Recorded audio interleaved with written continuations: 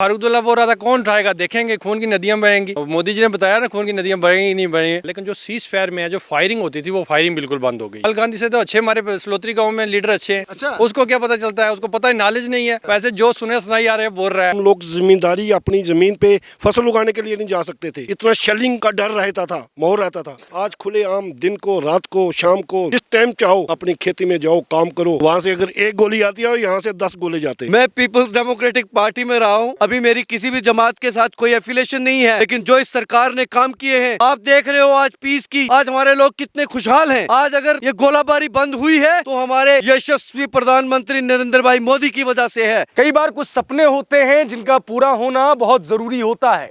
एक पत्रकार के रूप में मेरा सपना था कि मैं भारत के अंतिम छोर तक जो अभी मैप बना हुआ है वहां तक पहुंचूं। पूरा सपना पूरा नहीं हुआ है क्योंकि अंतिम छोर बहुत दूर है, लेकिन फिर भी वो सामने जो लाइट आपको नजर आ रही है वो पाकिस्तान ऑक्यूपाइड जम्मू एंड कश्मीर है, और सामने हमारे भारतीय सेना का प्रथम, या फिर अगर आप उस तरफ से आ रहे हैं तो अंतिम पोस्ट।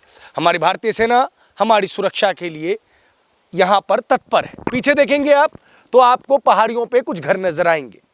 ये जो पहाड़ियों पे घर हैं वो Pakistan occupied, Pakistan sponsored terrorism, और मैं सीधी बात कहूँगा पाकिस्तानी सेना जो फायरिंग करती है, जो शेलिंग करती है, उससे सबसे ज़्यादा परेशान होते हैं। जान और माल का खूब नुकसान होता है। आप जब भी सीज फायर या क्रॉस बॉर्डर फायरिंग की खबरें सुनते होंगे तो समझ लीजिए कि वो जो सामने, थोड़ा जूम करके दिखा दो, वहाँ जो लाइट्स आ रही हैं वहीं से फायरिंग होती है।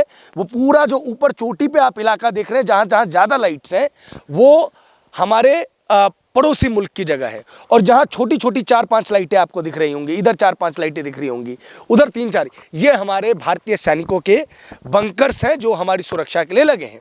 मेरे साथ देखिए, कई लोग पूछते हैं इस चीज़ के बारे में कि जम्मू एंड कश्मीर में क्या बदला है, तो घड़ी के हिसाब से देख लीजिए, घड़ी आगे नहीं है, करीब 8 बजे का वक्त हो रहा है, और मैं 8 बजे रात में इस एरिया में हूँ जिसे सेंसिटिव कहा जाता था। मेरे साथ इसी गांव के कुछ लोग हैं, इस गांव के बारे में आपको बताएंगे। क्या नाम हुआ भाई साहब आपका? विनोद शर्मा सर। विनोद जी, जी। क्या नाम है इस गांव का? सलोत्री गाँव नाम है इसका। सलोत्री गांव है। और वो जो पीछे गांव है उसका नाम? उसको तेतरी नोट बोलते हैं। तेतरी नोट। हाँ। आपको कैसे पता? बुजुर्गों ने बताया। अच्छा, हम कौन सा गए वो तो उनको पता था, उन्होंने बताया। जो तो बुजुर्ग वहां से आए थे? नहीं, हाँ 47 से पहले वहीं थे, पाकिस्तान में थे, उस 47 के बाद आए यहाँ। कहाँ से आए थे आप? हम आए थे सेड़ा जगह है, अभी पाकिस्तान में है वो जगह। हाँ सेड़ा। आप में से कौन कौन वहां से आया है, एक बार हाथ खड़े कर दे। अच्छा, काफी लोग आए हैं। आप आए नहीं? आप यहीं के हैं। अच्छा, ये बताइए पहले के मुकाबले में 2014 से पहले और अब यहाँ पे क्या फर्क नजर आता है आप लोगों को? बहुत ज़्यादा फर्क आया है पहले से। अभी पहले मिलिटेंसी थी जो इससे 2014 के बाद बिल्कुल ख़त्म हो गई है। ठीक है। और अमन हो गया है। हाँ। भाईचारा हमारा तो वैसे ही पहले जैसा ही है, उसमें कोई फ़र्क नहीं पड़ा। यहाँ हमारा जो है अपना हिंदू और मुसलमानों में बड़ा आना जाना है, मरने का भी और जीने का भी। हाँ। वो हमारा अच्छा है। लेकिन जो सीज फायर में है जो फायरिंग होती थी वो फायरिंग बिल्कुल बंद हो गई है। अच्छा। और ख़ास करके ये जो हमारा सलोत्री वाला बॉर्डर है, यहाँ तो तकरीबन 14 के बाद तो एक फायर भी नहीं हुआ। अच्छा। हाँ 14 से पहले हुए, जो उसके बाद नहीं हुए। बाकी बॉर्डर पे फायरिंग हुई, लेकिन हमारा जो एक बॉर्डर ऐसा रहा कि ये बिल्कुल सीज फायर रहा, यहाँ बिल्कुल कुछ छेड़खानी नहीं हुई। किसको मानते हैं इसके पीछे, की किसको क्रेडिट देंगे इसका? ये प्राइम मिनिस्टर पे है। क्यों? सरकार अच्छी थी, पावरफुल सरकार थी, उसके वजह से हुआ। पहले सरकार जो उनकी अपनी कुछ पॉलिटिकल इशू थे ना, उसके कारण हो रहा था। हाँ। अभी वो है कि अपने बेनिफिट के लिए नहीं लग रहे हैं, वो देश के लिए लगे हुए हैं। देश के लिए? हाँ, तो उसके कारण उसका फर्क तो पड़ता है। वो कहना देश बेचने में लगे हैं, राहुल गांधी कह रहे हैं। बोलने में क्या बोलना, राहुल गांधी बोल रहा है, राहुल गांधी बोलने में से क्या हो रहा है? यहाँ जो लोग हैं वो सारे वो उसी सरकार पे खुश हैं और अच्छा काम कर रहे हैं। ऐसा क्या कर दिया उन्होंने? सीज फायर हो गया, सबसे बड़ी तो हमारी टेंशन थी बॉर्डर में ये लोगों की। हाँ। हमें प्लान करना पड़ता था। स्कूल में जब हमारी सर्विस यहाँ से आ गया, जाने में तो फायरिंग होती थी, यहाँ से आने के जाने में बड़ी परेशानी होती थी। अभी हम गाड़ियाँ लेके जा रहे हैं, दिन को जा रहे हैं, रात को जा रहे हैं, हमें कोई परेशानी नहीं हो रही है। इतनी रात में यहाँ खड़े हैं, डर नहीं लग रहा? ना कोई डर नहीं। क्या डर है? कुछ डर नहीं। कोई गोली आ गई तो? कोई गोली नहीं आई ही नहीं। मैंने बोला 2014 के बाद फायर हुआ है, गोली कैसे आएगी? मान लीजिए आ गई तो? नहीं से एक चली तो? इधर से 50 चलेंगी। पहले क्या, पहले कुछ नहीं चलता था। पहले जितनी वो 3 करते थे, ये भी 3 कर देते थे बेचारे। आर्मी वालों के पास पावर ही नहीं थे। हाँ। इनको आदेश ऊपर से लेना पड़ता था। आज तो जवान के हाथ में आदेश है। हाँ। उस वक्त जो था 14 के पहले जो था ना, आर्मी वाले के जवान के पास ऑर्डर लेना पड़ता था फायर करने के लिए। हाँ। आज तो जब से सरकार आई है सेंटर में बीजेपी की, तो उनके पास ऑर्डर जेब में पड़ा हुआ है। तो 2 गोलियों का 50 गोली से जवाब दे रहे हैं, तो कैसे आएगा फायर? अच्छा ये है, लेकिन राहुल गांधी कह रहे हैं कि वो अपनी चीन जो है अंदर घुस गया है, लाल आंखें दिखा रहा है, पाकिस्तान लगातार फायरिंग पे फायरिंग करता रहता है। उनको कहाँ से ये खबरें आती हैं? राहुल गांधी को पता ही नहीं है, कहाँ करेगा? राहुल गांधी से तो अच्छे हमारे सलोत्री गांव में लीडर अच्छे हैं। अच्छा उसको क्या पता चलता है? उसको पता ही नॉलेज नहीं है। अच्छा वैसे जो सुने सुनाई आ रहे हैं बोल रहा है। हाँ, राहुल गांधी और केजरीवाल को कहाँ जोड़ रहे हो आप यहाँ आगे? हाँ। उससे अच्छे हमारे पुंछ में लीडर हैं, अच्छा बहुत अच्छे लीडर हैं। आप पुंछ में जाओगे इंटरव्यू करना, देखना राहुल गांधी से अच्छी नॉलेज रखते हैं वो। उसको पता ही नहीं है, वो आलू से सोना बना रहा है, ये कर रहा है, वो कहाँ से होगा? बात तो सही है। ये बात है। आलू से सोना वाली बात उन्होंने नहीं कही थी, लेकिन फिर भी आप हाँ, वो तो बोल रहा है, जैसे बोल रहा है जीएसटी का बोल रहा है, जीएसटी लग रही है, उसको जीएसटी का पता नहीं कहाँ लग रही है। वो हर चीज़ पे जीएसटी बोल रहा है, हर चीज़ पे जीएसटी कहाँ लग रही है? अभी जो मीम्स बन रहे हैं राहुल गांधी पे, उनको पता है कि उनको पता ही नहीं कि गन्ना पौधा है या ट्री है, उनको पता ही नहीं है क्या करना है, तो फिर कहाँ से बताएगा वो? नाम हुआ आपका? मेरा नाम सुरेश कुमार है। क्या लग रहा है, इस सरकार ने कुछ किया है? सर बहुत कुछ किया है, क्या किया है? अब बकाया क्या रह चुका है। हाँ? मैं कहता हूँ 2014 से पहले जब यहाँ से लोग माइग्रेंट हो गए थे पुंछ में, यहाँ रात को एक परिंदा भी नहीं दिखता था। आज 2014 के बाद आज शान से लोग बॉर्डर पे जी रहे हैं और देश का झंडा उठाया हुआ है लोगों ने। मैं कहता हूँ 2014 मोदी सरकार के आने से हमारे देश का भविष्य जो है, हमारे जो बॉर्डर के गांव है, एक टाइम ऐसा था कि हम लोग जिम्मेदारी अपनी ज़मीन पे फसल उगाने के लिए नहीं जा सकते थे, इतना शेलिंग का डर रहता था, माहौल रहता था। आज खुले आम दिन को, रात को, शाम को, सुबह सवेरे जिस टाइम चाहो अपनी खेती में जाओ, काम करो। वहाँ से अगर एक गोली आती है, यहाँ से 10 गोले जाते हैं। हमारे लोगों को मोदी सरकार ने इतना फैसिलिटी दिया कि हर घर में बैंकर बन चुके हैं। अभी कुछ बकाया जो रह गए वो भी बनने जा रहे हैं। बंकर बना रही है सरकार हर घर में? बिल्कुल हर घर में बंकर बन रही है। अच्छा हाँ जी, ताकि शेलिंग हो तो आप लोग अंदर जाएं। अंदर जाएं। अच्छा ऐसी कौन सरकार, किस सरकार ने सोचा था कि एक सलोत्री गांव में बैठा हुआ एक किसान, उसकी क्या मजबूरी, क्या वो किसने देखी थी? वो यही सरकार जो है आई है 2014 के बाद, मोदी सरकार, इसी ने ही लोगों को संभाला है और लोगों के हृदय में इतनी ताकत आ गई है कि वो बॉर्डर पे रहने के काबिल मजबूत बन चुके हैं। सरपंच साहब, लेकिन वो कांग्रेस जो है एक डेटा शेयर करती है, वो कहती है इस सरकार में बहुत सारे सिविलियंस की आतंकवादियों ने किलिंग कर दी, बहुत सारे सोल्जर्स की किलिंग हुई। क्या कहेंगे इस पे? सर ये 2014 से पहले जो हुआ, हाँ। उसके बाद मैं तो कहता हूँ हमारे गांव में आज तक कोई भी मिलिटेंसी कांड नहीं हुआ है। अच्छा सिर्फ मेरे भाई साहब ने बताया कि पाकिस्तान से 2014 में शेलिंग आई थी, यहाँ हमारे मोहम्मदन एक बहू और उसकी 2 बेटियां शहीद हो गई थी, पाकिस्तान के गोले से मकान के ऊपर ही गिरा था आके। उसके बाद कुछ सब शांति है सर। हमारे पहले रेगुलर होता था ये? रेगुलर सर, कोई टाइम नहीं था। हमें आर्मी ये बताती थी आज फायरिंग होने वाली है। अच्छा जी जी, तो हम लोग अपने अपने घरों में छुप जाते थे, कोई बैंकरों में छुप जाते। बैंकर तो थे ही नहीं उस टाइम, लेकिन यहाँ से लोग माइग्रेंट होके कोई पुंछ चला जाता, कोई जम्मू, अपने बच्चे उन्हें छोड़े, एक एक घर में एक एक आदमी रहता था। आज तो हमारे बच्चे यहाँ पढ़ रहे हैं, अच्छा स्कूल जा रहे हैं, सुबह शाम कोई दिन बाद कोई किसी का डर बिल्कुल नहीं है। हमारी आर्मी खड़ी है हमारे साथ। डेवलपमेंट वगैरह हुई? बिल्कुल हुई सर, बिल्कुल हुई। मैं कहता हूँ जब 2014 से पहले भी मैं सरपंच था, वहाँ साल का 10,000 एक मेंबर को आता था अच्छा काम करवाने के लिए अपनी वार्ड में। हाँ। आज वही टाइम ऐसा सर, एक एक सरपंच करोड़ों रुपए स्कीमें हैं गवर्नमेंट की, वो लोग काम कर रहे हैं अपने। यहाँ हमारे गांव इतना गरीब गांव था कि हमारे गांव में आज तक पानी की समस्या, जिलास नाम जरूर है लेकिन जल की आस जरूर रही है। यहाँ पे यहाँ जल की इतनी कमी थी, लेकिन आज गवर्नमेंट की स्कीम जल जीवन स्कीम में करोड़ों रुपए के प्रोजेक्ट लगे हैं।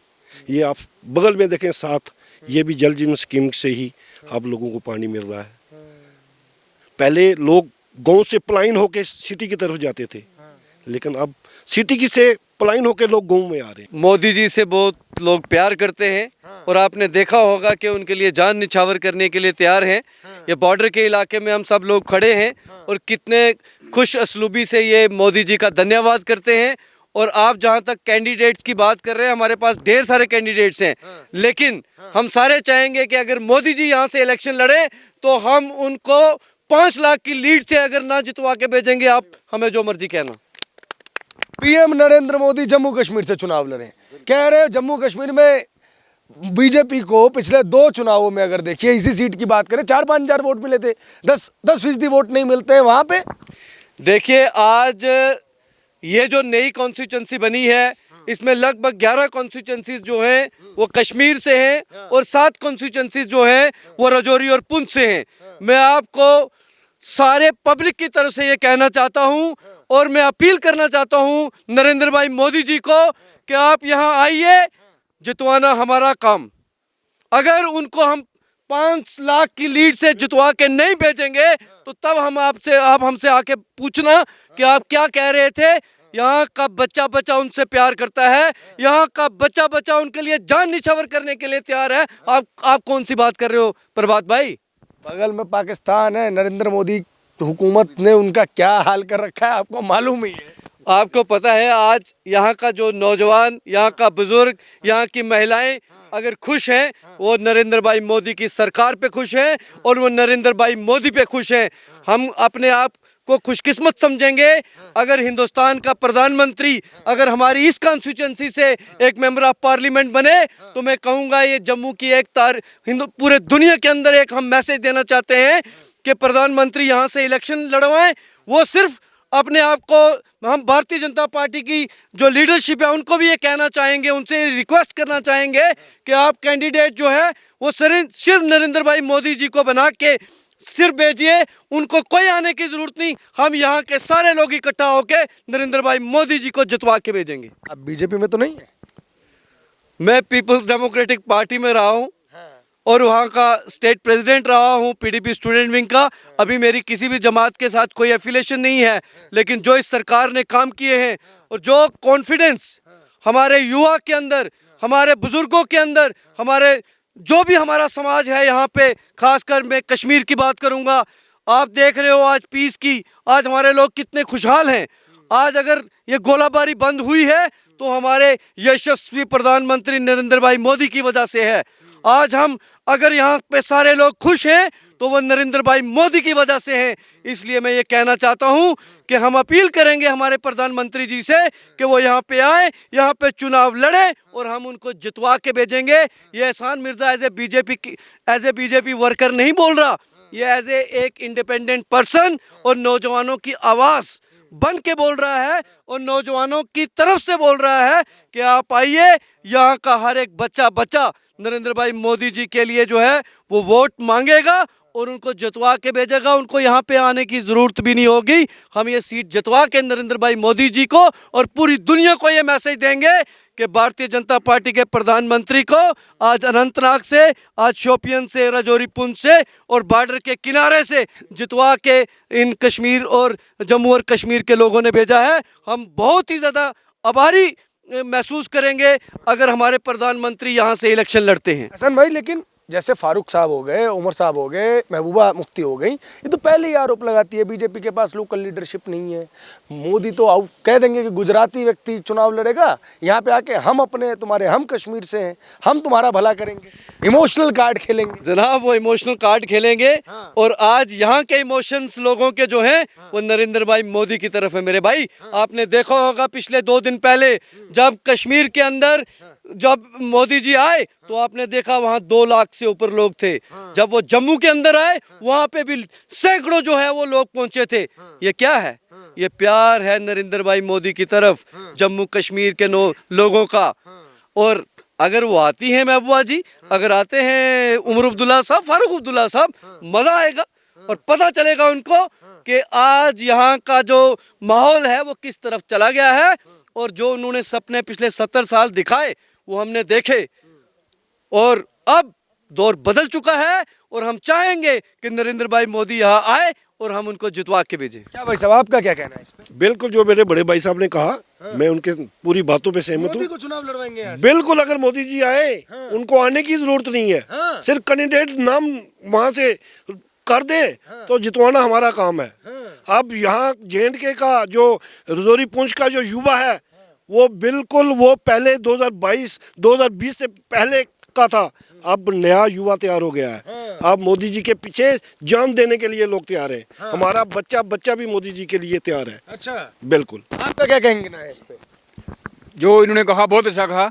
मोदी जी ने बहुत काम किया, इधर अच्छे करोड़ों रुपए के रोजगार इधर आए, हर लोगों को इधर करोड़ों रुपए की रोडें बनी, पानी का अच्छी स्कीमें आई, लोगों को पेंशन मिल रही है। 100 रुपया पेंशन दे रही थी कांग्रेस, 1000 रुपया पेंशन मिल रही है अभी हर बुजुर्ग को, हर बच्चा अभी राशन फ्री मिल रहा है लोगों को, हर सुविधा है, कार्ड बना है, गोल्डन कार्ड बना है लोगों का इलाज हो रहा है। लोगों को सिर्फ मोदी का नाम चाहिए, और नाम इधर आने पर ही वोट देंगे लोग। कोई जरूरत नहीं है मोदी जी को आने के लिए, हम बैठे हैं इधर, सब वोट जो है उनको दिलाएंगे। पहले क्या होता था, जैसे अपने 30 त्योहार होते थे, 15 अगस्त 26 जनवरी वगैरह होते थे, तो पहले भी शांति से मनता था या डिस्टर्बेंस रहता? पहले डिस्टर्बेंस हमारे जैसे एजुकेशन के हिसाब से देखो, मैं टीचर हूँ तो हमारे एक ही स्कूल में, यहाँ हमारा हाई स्कूल है, वहाँ बनती थी।